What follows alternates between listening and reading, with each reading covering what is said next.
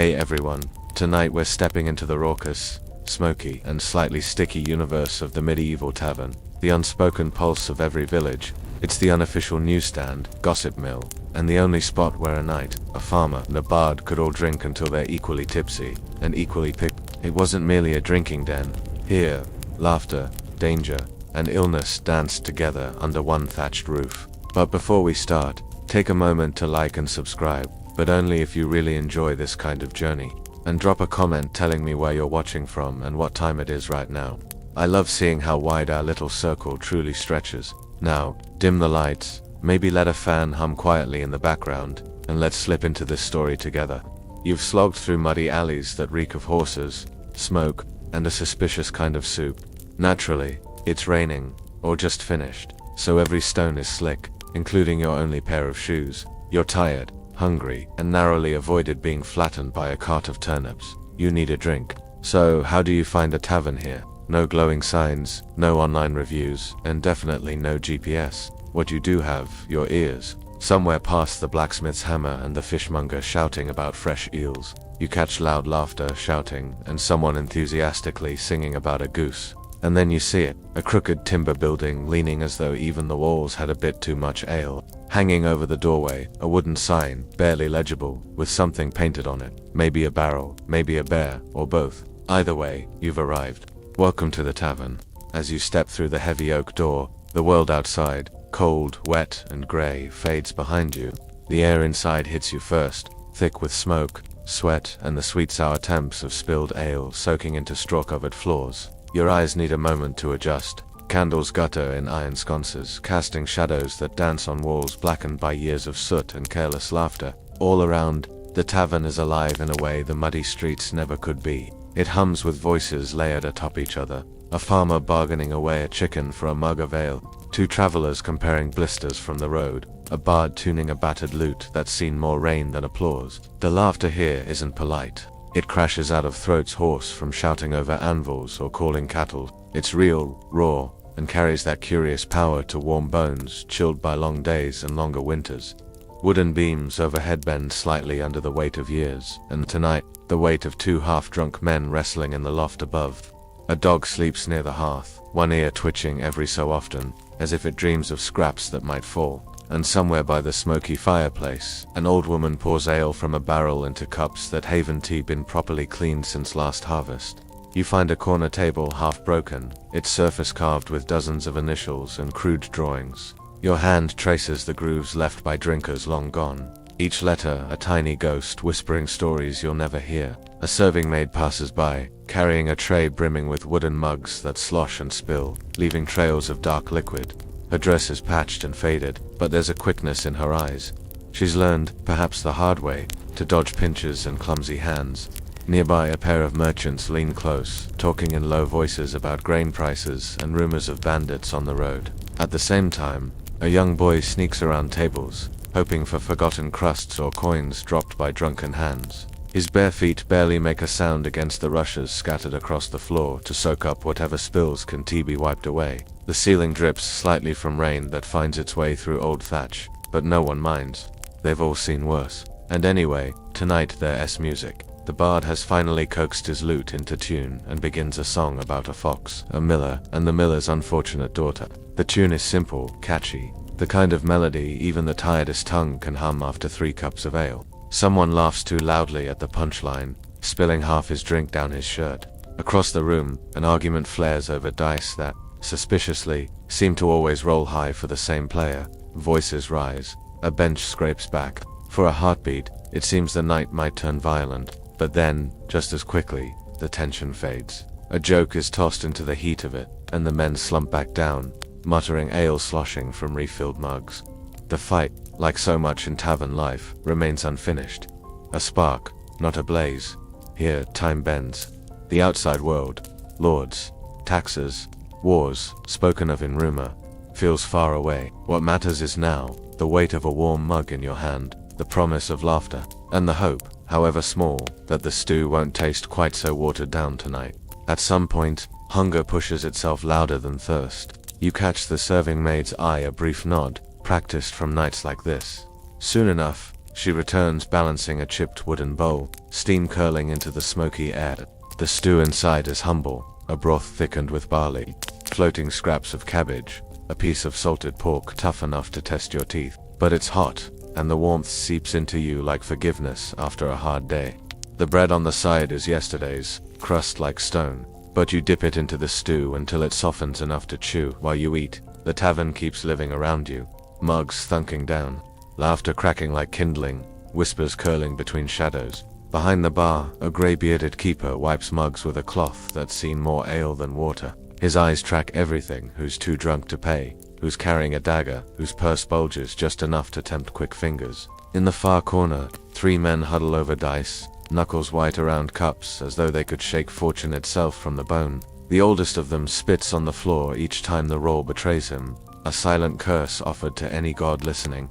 The youngest keeps glancing over his shoulder as if afraid of being recognized, or of being caught cheating. A peddler comes through the door, cloak dripping rain, breath smoking in the candlelight. He opens a leather pouch, revealing scraps of ribbon, pins shaped like birds, tiny glass beads that flash like jewels in the flickering light. For a moment, the tavern's roar quiets as eyes drift his way, not because they truly need trinkets, but because every soul here, even the poorest, yearns for something small and beautiful to hold. Outside, wind rattles the shutter so hard it sounds like knocking. Someone jokes about spirits wanting in. Another mutters a prayer under his breath, fingers brushing the worn wooden charm hanging from his neck. Superstition clings thickier like the smoke, bad luck and good omens traded as easily as gossip. The bard finishes one song and rolls into another, voice low and slow, words painting a story of a night betrayed by love and wine. Around the room, heads nod. Even those who pretend not to listen catch the refrain, lips moving silently. Songs here aren't just for music, they're memory, warning, confession. A farmer near the hearth leans back, mug balanced on his belly, eyes half shut in the flicker of firelight. His boots steam gently, drying from mud and rain, while a mongrel at his feet sighs and curls tighter. Across from him, a woman with hair braided tight keeps one hand on her purse at all times, glancing at the door whenever it creaks.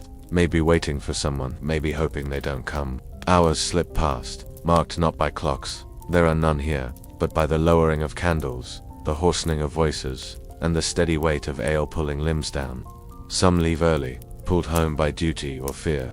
Others settle in stubbornly, faces red, speech softening into slurs and half-finished thoughts. And you sit a little longer, bowl scraped clean, cup refilled with ale that tastes rough but honest.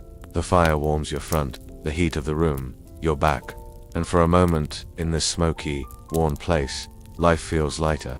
The world outside, with its taxes, plague, lords, and rain, can wait.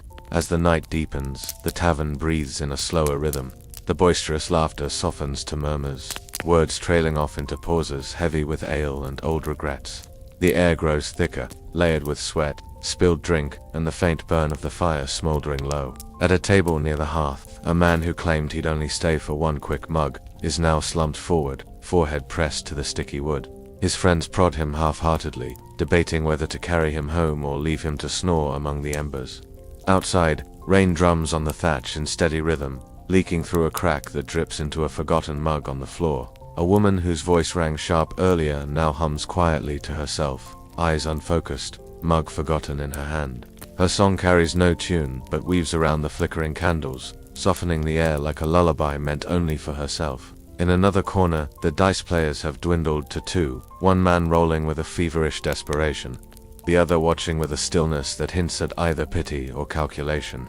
The barkeep moves slower now, shoulders heavy, yet his eyes remain quick. Each cup refilled, each cuppa collected, each glance sweeping the room for trouble. He knows this dance, where to pour generously, where to water down, when to laugh at a joke, and when to step back before fists fly.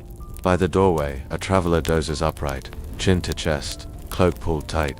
His boots are cracked, soles near splitting, yet his hand never strays far from the dagger hidden beneath the fold of his cloak. No one bothers him. Travelers bring stories and coins, and sometimes, trouble best left undisturbed.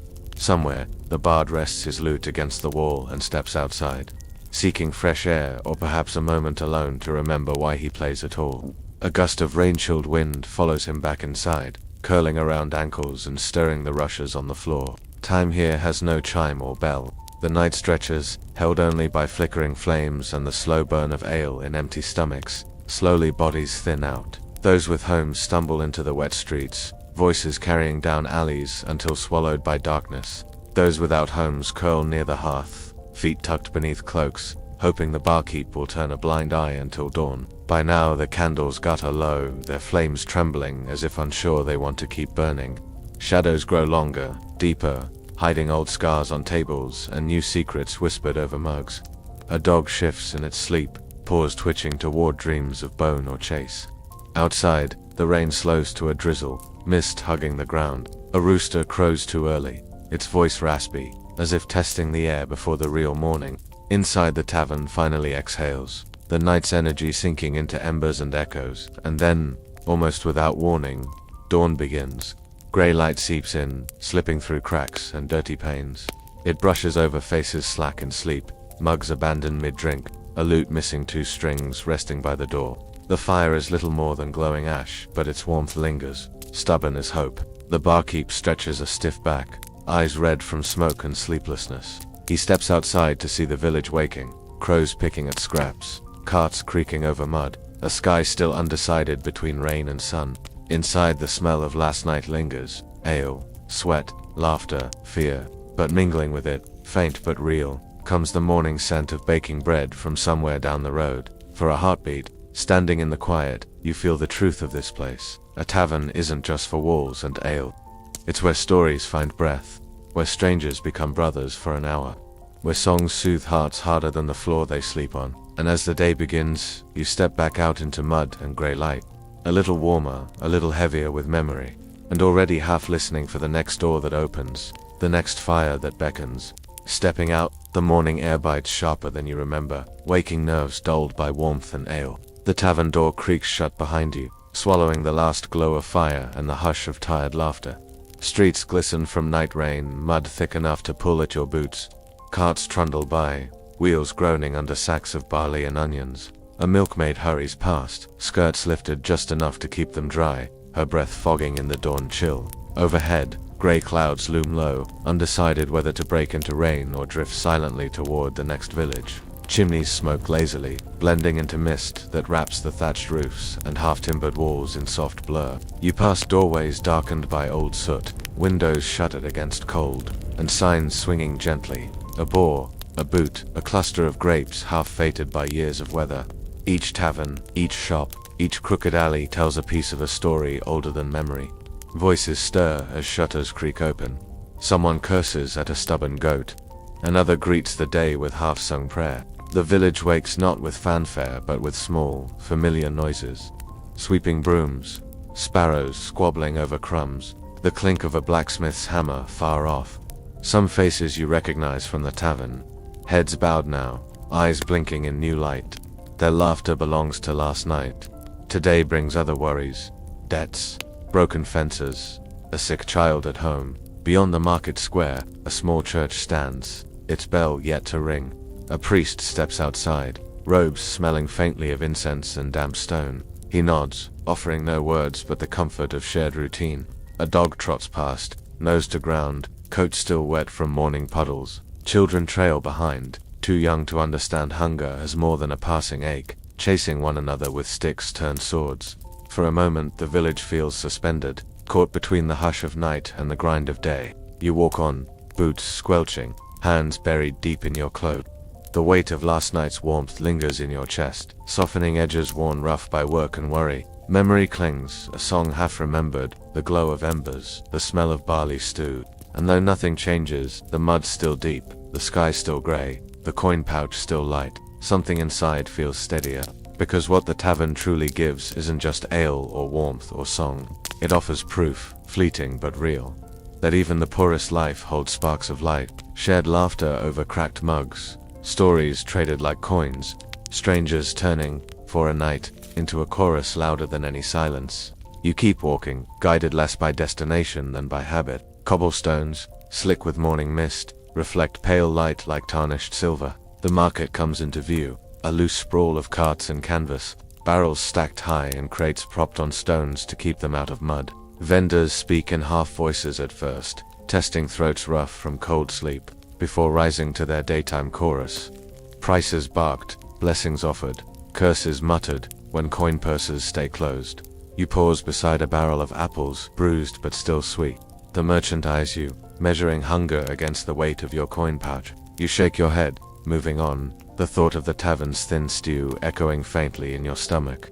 Nearby, a woman sells ribbons the color of fading dusk. Her fingers move quickly, tying bows even as her eyes drift across the square, watching for someone, or simply daydreaming.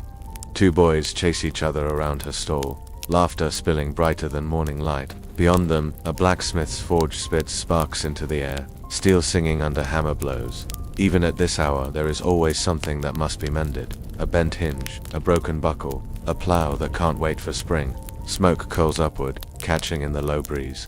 For a heartbeat, it smells like the tavern hearth, and your mind drifts back to the fire, the music, the press of bodies warm with drink and story. But the day demands your feet keep moving. You pass a beggar huddled in a cloak patched so often it's become more patched than cloth. His eyes meet yours, not with hope but recognition, the quiet brotherhood of those who know one too well. Further on, a priest blesses passing carts with a murmured prayer, hand sketching signs into the air as if stitching safety from the morning fog. A mother hushes her child beside him, pulling the little one closer with hands that look too thin for winter. You glance upward. The sky has lightened, though clouds still gather like thoughts you'd rather not name. Somewhere beyond them, the sun waits, patient as always, stubborn in its return.